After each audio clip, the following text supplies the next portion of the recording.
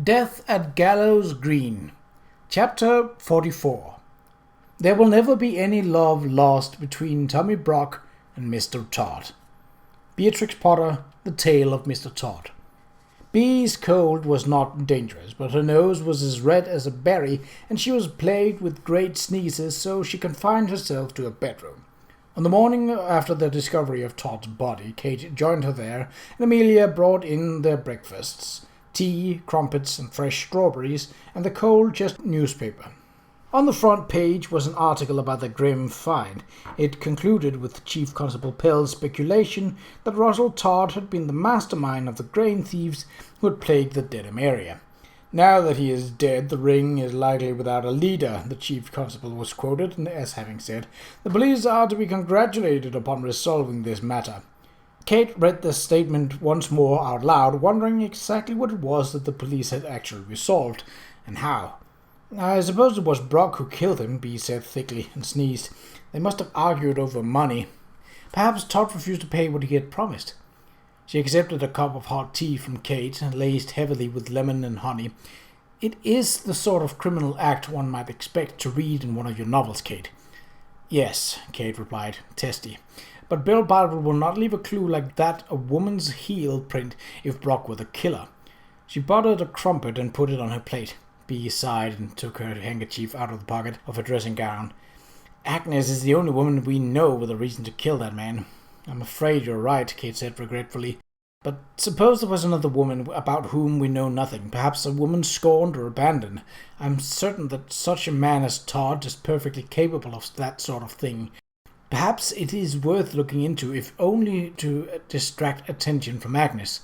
Bee stared at her. You don't really believe that Agnes... Her voice trailed off, and her watery eyes grew large. You do? No, Kate said. Of course I don't. She poured herself a cup of tea and added cream to it before she spoke. But I fear that others may believe it, especially when they discover that she has no alibi. No alibi? She cannot prove where she was the night that Todd was killed, Kate said. On my way to Marston Manor to fetch Sir Charles Plaster, I stopped to ask. The visit to Agnes had been, in fact, the reason for Kate's volunteering to go to Marston Manor. She wanted to reach Agnes before anyone else. Bee's voice was worried. And what did she say? That she was restless and went for a walk along the river very late in the evening, hoping, I suppose, that she might find some trace of Betsy. I suppose the next question has to do with boots. Bee blew her nose. Kate tried hard not to reveal the concern that she felt. She has a pair of black ones with small round heels, which she wears to church. I did not pursue the matter because I did not wish to alarm her. I can only hope that the heels do not match Sir Charles' plaster cast. Bee sat back in the bed with an irritated look on her face. One could wish that Sir Charles were not so diligent in his detecting. She picked up her cup and sipped the tea. Not that I believe for a moment that Agnes did it, of course. Kate nodded and finished her crumpet. It's really most unfortunate that Sir Charles was summoned. Edwards was so relieved to find Todd dead that he was not inclined to examine the scene very carefully. When he first arrived, he was sure that Todd had been killed in an accident with a horse. Without Sir Charles, those heel prints would have been trodden underfoot when the body would have been removed. Bee pulled a bowl of strawberries toward her. Well then, she said with resolve, you must not linger, Kate. If the evidence Sir Charles has discovered seems to point to Agnes, then the evidence is surely wrong. Brock is the murderer. I'm sure of it. It's up to you to find the clues that point to his guilt. You'd best get on with it. Kate stood. You don't mind if I leave you all alone? I'm hardly alone, Bee replied with a little laugh. She pointed to the hedgehog curled into a ball in the middle of a pillow, her shiny prickles smoothed flat. If Miss Tiggywinkle proves unsociable, there's always Hunca-Munca, and I have my sketchbook. I was thinking of beginning another story. Well, you've had plenty of adventures to draw upon, Kate said as she turned to leave the room. You shouldn't run out of ideas. Bee gave a sad little sigh. My dear Kate, she said, shaking her head, when I wished for adventure, someone should have thrust my handkerchief in my mouth.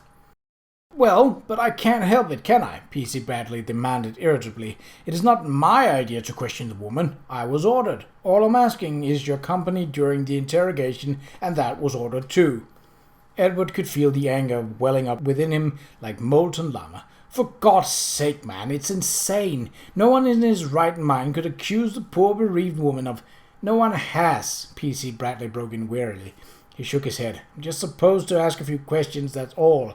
It's part of the investigation. Edward spoke very quietly, damning his fury. What questions? Bradley looked uneasy. What she knew about the victim, how much she knew about her husband's affairs. He hesitated and added slowly, where she was on the night that Todd was killed. Edward felt as if he was drowning in the sea of fire. You can't be serious. What makes you think she knew anything about...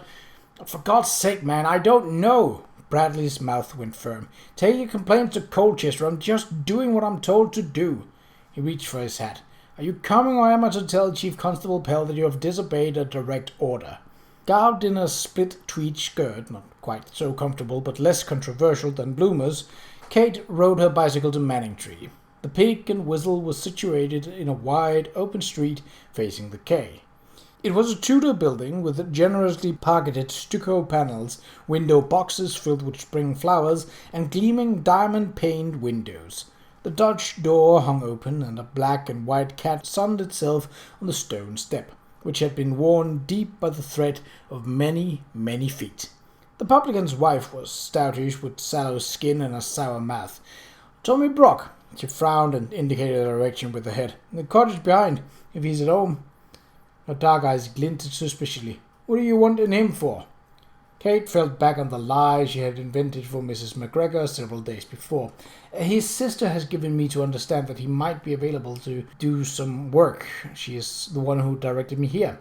The woman's face brightened. Oh, aye, she exclaimed. By all means, then, go and see if you can knock him up, and if not, leave your name and where he can reach you, and I'll see what he does.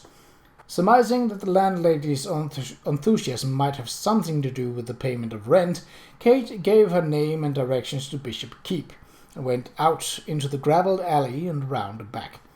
Tommy Brock's dwelling was a board shack tilted to one side under the weight of a large creeper vine which covered the roof and the adjacent brick wall.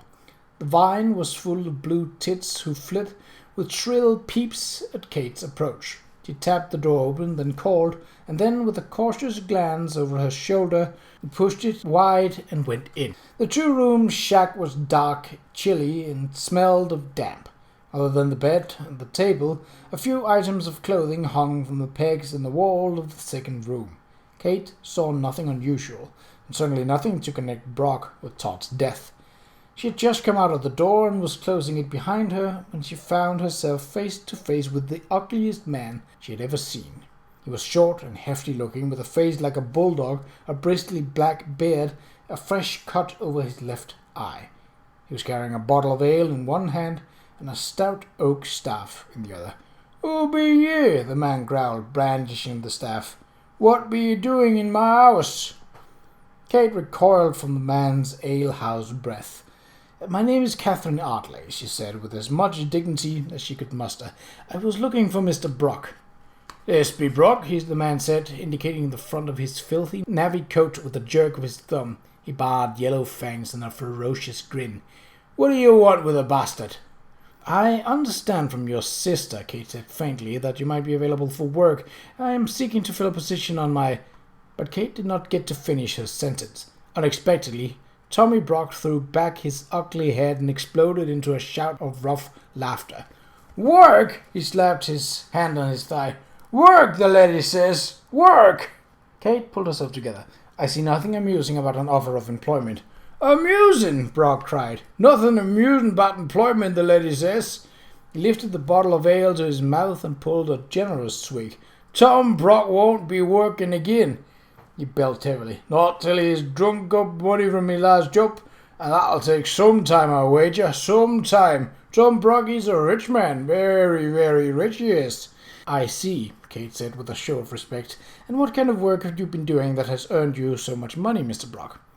A guarded look instantly came into Brock's eyes. "Bit of this, bit of that," he said. He downed another swig of ale and slung the empty bottle against the wall of the shack, where it shattered. "Be off with you, laddie. He got no work from Tom Brock this day. He's gone to sleep like a good heathen he be." And he lurched toward the shack and pushed open the door. A moment later there was a thud, followed by a loud crash, as if he had flung himself across the bed and it had collapsed under him. As Kate got on her bicycle and pedaled down the cobbled street, it occurred to her that P.C. Bradley might be interested in the news that Tommy Brock had recently earned enough to keep him in ale for some time. As to what kind of work the man had been doing, Kate was sure she knew. He was a confederate of Todd's, and Betsy had identified him as one of the grain thieves. He could be a murderer as well. That gash over his eyes, so raw it hadn't begun to scab yet. Had he got it when he struggled with Russell Todd? Had that heavy oaken staff in his hand left the round prints that Charles had found beside Todd's body and mistaken for the prints of a woman's boot? She pulled in a sharp breath. Had that staff, which Brock had brandished in her very face, been the murder weapon? It was possible, Kate thought excitedly. More than possible, it was likely.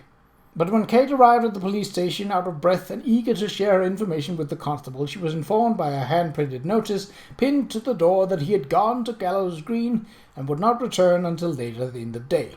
She frowned at the paper, nervously chewing on her lower lip. What errand had taken him to the hamlet? He couldn't have anything to do with Agnes, could it? She stood for a moment indecisively, then climbed back on her bicycle and rode off with haste in direction of Gallows Green.